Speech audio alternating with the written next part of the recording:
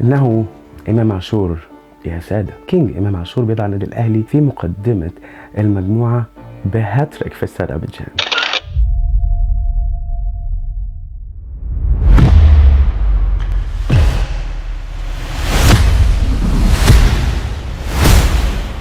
السلام عليكم. انتهت المباراه والحمد لله انها خلصت. كينج النادي الاهلي مؤخرا امام عاشور. بالنسبه لاحتفالاته احنا خلاص هناخد امام عاشور على حاله، الاي كيو بتاعه كده، فعادي يا نجم اعمل اللي انت عايزه. النادي الاهلي بدا بضغط كبير جدا، واول 10 دقائق يعني جات له فرص بالجمله، ومن اول 10 دقائق عرفنا برضو ان حسين الشحات لسه بيألف، حرفيا بيألف. حسين الشحات شكله بيلعب بأريحية وعارف ان هو ملوش تبديل، فبيموتنا احنا بدل ما نقول كلمه ثانيه. كان ظاهر من الشوط الاول ان احنا قلنا في الفيديو اللي فات ان استاد ابيجان هيلعب قدامك علشان يحقق نصر شخصي ليه هو، وكان ظاهر جدا ان ده مش استاد ابيجان اللي مغلوب 3 ماتشات ومتعادل ماتش واحد، ولكن زي ما قلت لك عشان هو عارف ان هو بيلعب قدام كبير القاره، ومجرد الانتصار عليه ان هو ده انتصار شخصي ومجد شخصي ليه هو، حتى لو خرج من البطوله بعدها بيكون انتصار معنوي. في بدايه 29 وصل سرحان من ياسر ابراهيم اللي باع نفسه وفكر اكتر من تفكيرين، يا ترى خليه مع المهاجم ولا يروح يقابل المهاجم الثاني اللي الكره هتتبصاله. ما بين التفكيرين وقع ياسر ابراهيم في النص، مهاجم استاد ابيجان اللي هو كوريه اخذ الكره وحطها زي ما يكون بيشوط بينالتي كيك، حطها بصراحه حلوه جدا. وهنا بصراحه ما اقدرش الوم على الشناوي لان الكره بعيده جدا عنه. التغييرات اللي عملها مارسيل كولر ما بين الشوطين انا كان نفسي اعملها في الكولينج بريك في الدقيقه 30، لان خلاص مجريات الامور كانت واضحه، كان واضح بالنسبه لك مين اللي قادر يقف على رجله ومين اللي مش قادر، مين اللي بيلتزم بالتعليمات ومين اللي مش عارف. فيا ريت يعني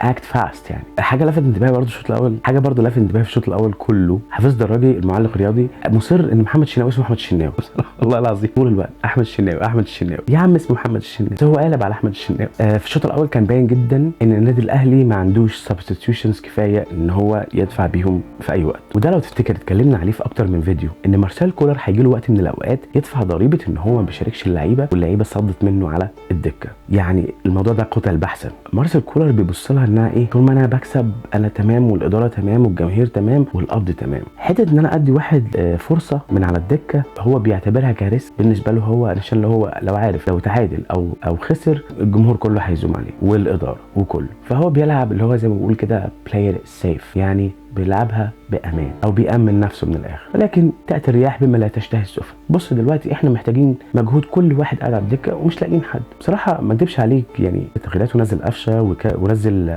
كريم وليد مكان السوليه اللي كان بصراحه اوت اوف فورم برده، ما كانش في الفورمه بتاعته، وكمان مكان كريم الدبيس. كريم الدبيس دي علامه استفهام بالنسبه لي بصراحه، يعني هو ساب كوكا في الملعب وتخرج كريم الدبيس، يعني بصراحه ما اعرفش ليه، هو ربنا سترها معانا بصراحه، بس حته خروج كريم الدبيس دي بالنسبه لي ما كانتش قرار صائب نهائي. يعني كريم نيدفيد يعني ما حسيتش بيه في المباراه قوي بصراحه، بس شكرا ان انت كنت واحد من 11 اللي كانوا موجودين في الملعب. قفشه لما نزل بدا ان هو كعاده قفشه يقف على الكوره شويه، يبص، يعمل سكاننج، يعمل باصات ويظبط الدنيا، وفرق كتير جدا مع النادي الاهلي في الشوط الثاني. في اخر 10 دقائق كان انسجام ما بين الفريقين واضح جدا، الاحباط بان على فريق استاد ابيجان. النادي الاهلي بدا ان هو يروح بانفرادات وكالعاده بتضيع فرص وميس باس كتير جدا، وخاصه من حسين الشحات اللي خرج في اخر كام دقيقه ونزل مكانه عمر الساعي.